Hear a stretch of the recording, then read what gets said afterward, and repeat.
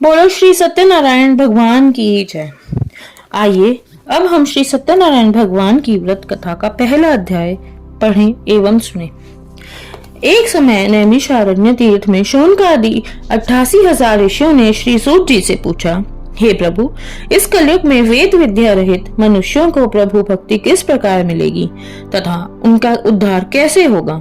इसलिए हे मुनिश्रेष्ठ, कोई ऐसा तप कहिए जिससे थोड़ी समय में पुण्य प्राप्त होवे तथा मनवांछित फल मिले। वह कथा सुनने की हमारी इच्छा है।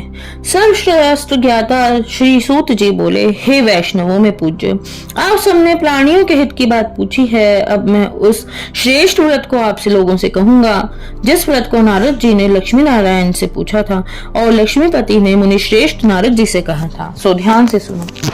एक समय योगी राज नारद जी दूसरों के हित की इच्छा से अनेक लोकों में घूमते हुए मृत्यु लोक में आ पहुंचे। यहाँ अनेक योनियों में जन्मे हुए प्रायः सभी मनुष्यों को अपने कर्मों द्वारा अनेकों दुखों से पीड़ित देखकर सोचा, किस यत्न में के करने से ही मनुष्य ही प्राणियों के दुखों का नाश हो सकता है। ऐसा मन में सोचकर विष्णु लोक को गए। यहाँ श्वेत वर्ण और 4 भुजाओं वाले देवों के ईश नारायण को देखकर जिनके हाथों में शंख चक्र गदा और पद्म थे तथा वरमाला पहने हुए थे, स्तुति करने लगे। हे भगवान, आप अत्यंत शक्ति से संपन्न हैं तथा मन तथा वाणी भी आपको नहीं पा सकती। आपका आदि मध्य अंत नहीं है। निर्गुण स्वरूप सृष्टि के आदि भूति व भक्तों के दुखों को नष्ट करने वाले हो, आपको मेरा नमस्कार है। नारद जी ने इस प्रकार की स्तुति सुनकर विष्णु भगवान बोले, हे मुनिश्रेष्ठ, आपके मन में क्या है? आपका किस काम के लिए आगमन हुआ है? निसंकोच कहो। तब नारद मुनि बोले, मृत्यु लोक में सब मनुष्य जो अनेक योनियों में पैदा हुए हैं, अपने अपने कर्मों के द्वारा अनेक प्रकार के दुखों से दुखी हो रहे हैं। हे नाथ, मुझ पर दया रखते हो तो बतलाइए कि उन मनुष्यों को सबसे दुख थोड़े से ही प्रयत्न से कैसे दूर हो सकते हैं। श्री भगवान बोले, हे नारद, मनुष्यों की भलाई के लिए तुमने बहुत अच्छी बात पूछी है। जिस काम के करने से मनुष्य मुंह से छूट जाता है वह मैं कथा कहता हूँ, सुनो। बहुत पुण्य देने वाला स्वर्ग तथा मृत्यु लोक दोनों में दुर्लभ एक उत्तम व्रत है। आज मैं प्रेमवश होकर तुमसे कहता हूँ, सत्यनारायण भगवान का यह व्रत अच्छी तरह विधि पूर्वक करके मनुष्य आयु पर्यंत यहाँ सुख भोग कर मरने पर मोक्ष को प्राप्त होता है। श्री भगवान के वचन सुनकर नारद मुनि बोले कि उस व्रत का फल क्या है, क्या विधान है और किसने इस व्रत को किया है और किस दिन यह व्रत करना चाहिए, विस्तार से कहिए। श्री भगवान बोले, दुख शोक आदि को दूर करने वाला, धन धान्य को बढ़ाने वाला, सौभाग्य तथा संतान को देने वाला यह व्रत सब स्थानों पर विजयी कराने वाला है। भक्ति और श्रद्धा के साथ किसी भी दिन मनुष्य श्री सत्यनारायण भगवान की शाम के समय ब्राह्मण और बंधुओं के साथ धर्मपरायण होकर पूजा करे। भक्ति भाव से नैवेद्य केले के फल, घी, दूध और गेहूं का चूर्ण सवाया लेवे। गेहूं के अभाव में साठी का चूर्ण, शक्कर तथा गुड़ ले और सब भक्षण योग्य पदार्थ जमा करा के भगवान के अर्पण कर देवे तथा बंधुओं सहित ब्राह्मणों को भोज करावे। पश्चात स्वयं भोजन करे, नृत्य गीत आदि का आचरण कर सत्यनारायण भगवान का स्मरण करता हुआ समय व्यतीत करे। इस तरह व्रत करने पर मनुष्यों की इच्छा निश्चय पूर्ण होती है। विशेषकर काल में भूमि पर यही मोक्ष का सरल उपाय है। बोलो श्री सत्यनारायण भगवान की जय। आइए अब श्री सत्यनारायण भगवान की व्रत कथा का दूसरा अध्याय पढ़ें। श्री सूत जी बोले, हे ऋषियों, जिसने पहले समय में इस व्रत को किया है उसका इतिहास कहता हूँ, ध्यान से सुनो। सुंदर काशीपुरी में नगरी में एक अत्यंत निर्धन ब्राह्मण रहता था। वह भूख और प्यास से बेचैन हुआ नित्य पृथ्वी पर घूमता रहता था। ब्राह्मणों से प्रेम करने वाले भगवान ने ब्राह्मण को दुखी देखकर बूढ़े ब्राह्मण का रूप धरकर उसके पास जाकर आदर से के साथ पूछा, हे विप्र, नित्य दुखी हुआ पृथ्वी पर क्यों घूमता है? हे श्रेष्ठ ब्राह्मण, यह सब मुझसे कहो, मैं सुनना चाहता हूँ।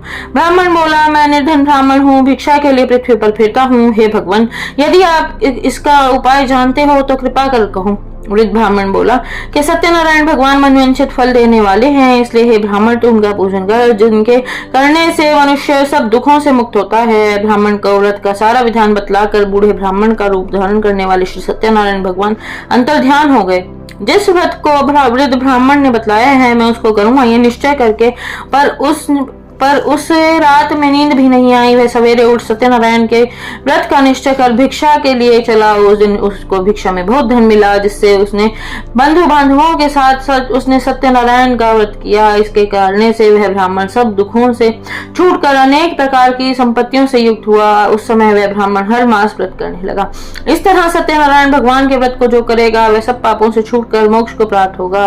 आगे जो पृथ्वी पर सत्यनारायण का व्रत करेगा वह मनुष्य सब दुखों से छूट जाएगा। इस तरह नारद जी ने नारायण को कहा, हुआ यह व्रत मैंने तुमसे कहा। हे विप्रो, मैं अब और क्या कहूँ। ऋषि बोले, हे मुनीश्वर, संसार में इस ब्राह्मण से सुनकर किस किसने इस व्रत को किया, हम वह भी सुनना चाहते हैं। इसके लिए हमारे मन में श्रद्धा है। सूत जी बोले, हे मुनियों, जिसने इस व्रत को किया है वह सब सुनो। एक समय ब्राह्मण धन और ऐश्वर्य के अनुसार बंधु बांधवों के साथ व्रत करने को तैयार हुआ। उसी समय एक लकड़ी बेचने वाला बूढ़ा आदमी आया और बाहर लकड़ियों को रखकर ब्राह्मण के मकान में गया।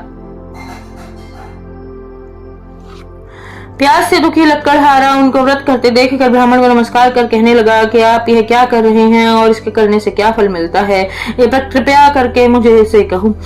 ब्राह्मण ने कहा, सब मनोकामनाओं को पूरा करने वाला यह सत्यनारायण भगवान का व्रत है। इसकी ही कृपा से मेरे यहाँ धन और धान्य आदि की वृद्धि हुई है। ब्राह्मण से इस व्रत के बारे में जानकर लक्कड़हारा बहुत प्रसन्न हुआ। चरणामृत और ले और प्रसाद खाने के बाद अपने घर को गया।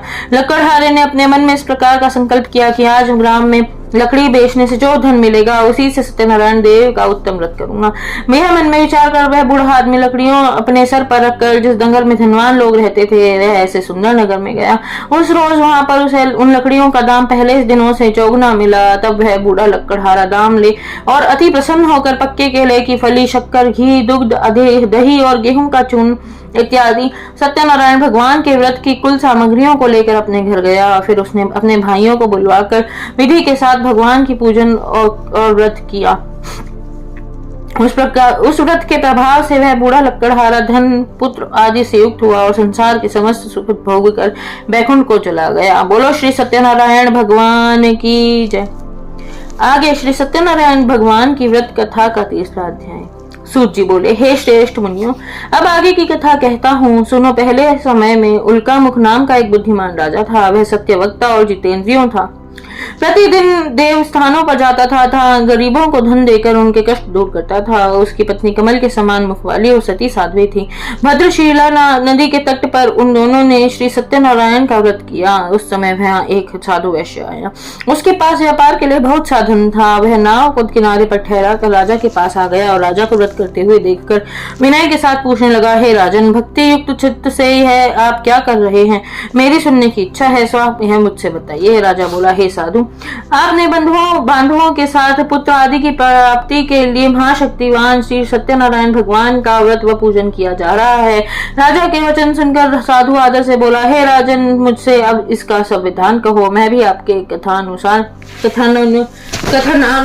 इस व्रत को करूंगा। मेरे भी कोई संतान नहीं है और इससे निश्चय ही होगी। राजा ने संविधान सुन व्यापार से निवृत्त हो वह आनंद के साथ घर गया। साधु ने अपनी स्त्री से संतान देने वाले उस व्रत को समाचार सुनाया और कहा कि जब मेरे संतान होगी तब मैं इस व्रत को करूंगा। साधु ने ऐसे वचन के अपनी स्त्री लीलावती से कहे। एक दिन उसकी स्त्री लीलावती पति के साथ आनंदित हो संसारिक धर्म में प्रवृत्त होकर सत्यनारायण भगवान की कृपा से गर्भवती हो गई तथा 10वें महीने में उन्हें एक सुंदर कन्या का जन्म हुआ। दिनों दिन वह इस तरह बढ़ने लगी जैसे शुक्ल पक्ष का चंद्रमा बढ़ता है। कन्या का नाम कलावती रखा गया। तब लीलावती ने मीठे शब्दों में अपने पति से कहा कि जो आपने संकल्प किया था कि भगवान का व्रत करूंगा, अब आप उसे करिए। साधु बोला, हे प्रिय, इसका विवाह होने पर करूंगा। इस प्रकार अपने पति को आश्वासन देकर वह नगर को गया। कलावती पितृगृह में वृद्धि को प्राप्त हो गई। साधु ने जब नगरी में सखियों के साथ अपनी पुत्री को खेलता देखा तो तुरंत दूत बुलाकर कहा कि पुत्री के वास्ते कोई सुयोग्य वर देख कर लाओ। साधु की आज्ञा पाकर दूत कंचन नगर पहुंचा और वहां बड़ी खोज और देखभाल कर लड़की के लिए सुयोग्य वाणिक पुत्र को ले आया। उस सुयोग्य लड़के को देखकर साधु ने अपने बंधु बांधवों सहित प्रसन्नचित्त अपनी पुत्री का विवाह उसके साथ कर दिया। किंतु दुर्भाग्य से विवाह के समय भी वह उस व्रत को करना भूल गया। तब श्री भगवान क्रोधित हो गए और श्राप दिया कि तुम्हें दारुण दुख प्राप्त होगा।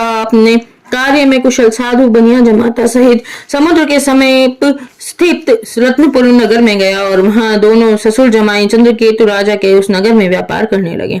एक रोज भगवान श्री सत्यनारायण की माया से प्रेरित कोई चोर राजा का धन चुराकर भागा जा रहा था, किंतु राजा के दूतों को आता देखकर चोर ने घबराकर भागते हुए राजा के धन को वहीं चुपचाप रख दिया जहां वो ससुर जमाई ठहरे हुए थे। जब दूतों ने उस साधु वैश्य के पास जाकर राजा के धन को रखा देखा तो वह दोनों को बंदी बनाकर ले आया और प्रसन्नता से दौड़ते हुए राजा के समीप जाकर बोले, यह दो चोर हम पकड़ कर लाए हैं, देख कर आज्ञा दी।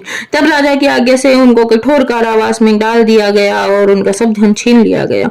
सत्यनारायण भगवान के श्राप द्वारा उनकी पत्नी भी घर पर बहुत दुखी हुई और घर पर जो धन रखा था चोर चुरा कर ले गए। शारीरिक व मानसिक पीड़ा तथा भूख प्यास से अति दुखी होकर अन्न की चिंता में कलावती एक ब्राह्मण के घर गई। वहां उसने सत्यनारायण भगवान का व्रत होते देखा, फिर कथा सुनी तथा प्रसाद ग्रहण कर रात को घर आई। माता ने कलावती से कहा, हे पुत्री, अब तक कहाँ रही, वह तेरे मन में क्या है? कलावती बोली, हे माता, मैंने एक ब्राह्मण के घर श्री सत्यनारायण भगवान का व्रत देखा है। कन्या के वचन सुनकर लीलावती भगवान के पूजन की तैयारी करने लगी। लीलावती ने परिवार और बंधुओं से श्री सत्यनारायण भगवान का पूजन किया और वर मांगा कि मेरे पति और दामाद शीघ्र आ जाने। साथ ही प्रार्थना की कि हम सबका अपराध क्षमा करो। श्री सत्यनारायण भगवान इस व्रत से संतुष्ट हो गए और राजा चंद्रकेतु को स्वप्न में दर्शन देकर कहा, हे राजन, दोनों वैश्यों को प्रातः ही छोड़ दो और उनका सब धन जो तुमने ग्रहण किया है दे दो, नहीं तो मैं तेरा धन, राज्य, पुत्र आदि सब नष्ट कर दूंगा। राजा से ऐसे वचन कहकर भगवान श्री अंतर ध्यान हो गए। प्रातः काल राजा चंद्रकेतु ने सभा में अपना स्वप्न सुनाया, फिर दोनों वाणिक पुत्रों को कैद से मुक्त कर सभा में बुलाया। दोनों ने आते ही राजा को नमस्कार किया। राजा मीठे वचनों से बोला, हे महानुभावों, भावी वश ऐसा कठिन दुख प्राप्त हुआ है, अब तुम्हें कोई भय नहीं। ऐसा कहकर राजा ने उनको नए नए वस्त्राभूषण पहनाए तथा उनका जितना धन लिया था उससे दूना धन देकर आदर सहित विदा किया। दोनों वैश्य अपने घर को चल दिए। बोलो श्री सत्यनारायण भगवान की जय। अब आगे श्री सत्यनारायण भगवान व्रत कथा का चौथा अध्याय। सूत जी बोले, वैश्य ने मंगलाचार करके यात्रा आरंभ की और अपने नगर को चला। उनके थोड़ी दूर निकलने पर दंडी वेशधारी सत्यनारायण ने उनसे पूछा, हे साधु, तेरी नाम में क्या है? अभिमानी वणिक हंसते हुआ बोला, हे दंडी, आप क्यों पूछते हो? क्या धन लेने की इच्छा है? मेरी नाम में तो बेल और पत्ते भरे हैं। वैश्य का कठोर वचन सुनकर भगवान ने कहा, तुम्हारा वचन सत्य हो। दंडी ऐसा कहकर वहां से दूर चले गए और कुछ दूर जाकर समुद्र के किनारे बैठ गए। दंडी के जाने पर वैश्य ने नित्य क्रिया करने के बाद नाव को ऊंची उठी देखकर अचंभा किया और नाव में बेल पत्ते आदि देखकर मूर्छित होकर जमीन पर गिर पड़ा। फिर मूर्छा खुलने पर अत्यंत शोक प्रकट करने लगा। तब उसका दामाद बोला कि आप शोक न करें, यह दंडी का श्राप है अथवा उनकी शरण में चलना चाहिए, तभी हमारी मनोकामना पूरी होगी। दामाद और के वचन सुन वह दंडी के पास पहुंचा और अत्यंत भक्तिभाव से नमस्कार करके बोला, हे मैंने जो आपसे असत्य वचन कहे थे उनको क्षमा कर दो। ऐसा कहकर महान शोकातुर हो रोने लगा। तब दंडी भगवान ने बोले, हे वाणिक पुत्र, मेरी आज्ञा से बार बार तुम्हें दुख प्राप्त हुआ है, तू मेरी पूजा से विमुख हुआ। साधु बोला, हे भगवान, आपकी माया से मोहित ब्रह्मा आदि भी आपके रूप को नहीं जानते, तब मैं अज्ञानी कैसे जान सकता हूँ? आप प्रसन्न होइए, मैं सामर्थ्य के अनुसार आपकी पूजा करूंगा। मेरी रक्षा करो और पहले के समान नौका में धन भर दो। उसके भक्ति युक्त वचन सुनकर भगवान प्रसन्न हो उसकी इच्छा अनुसार वर देने लेकर अंतर ध्यान हो गए। तब उन्होंने नाव पर आकर देखा कि नाव धन से परिपूर्ण है। फिर वह भगवान श्री सत्यनारायण का पूजन कर साथियों सहित अपने नगर को चला। अब अपने नगर के निकट पहुंचा तब दूत को घर भेजा। दूत ने साधु के घर जा उसकी स्त्री को नमस्कार कर कहा कि साधु अपने दामाद सहित इस नगर के समीप आ गए हैं। ऐसा वचन सुन साधु की स्त्री ने बड़े हर्ष के साथ सत्यदेव का पूजन कर पुत्री से कहा, मैं अपने पति के दर्शन को जाती हूँ, तू कार्य पूर्ण कर शीघ्र आ। माता के ऐसे वचन सुनकर कलावती प्रसाद छोड़कर पति के पास गई। प्रसाद की अवज्ञा करने के कारण सत्यदेव ने रुष्ट हो गए और उन्होंने रुष्ट होकर उसके पति की नाव को